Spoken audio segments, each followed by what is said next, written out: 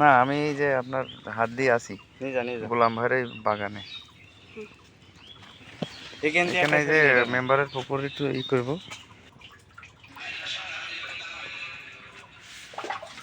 আচ্ছা ঠিক আছে, আচ্ছা তো থাকেন, আমি দেখি কাজ কাম সারি আসি।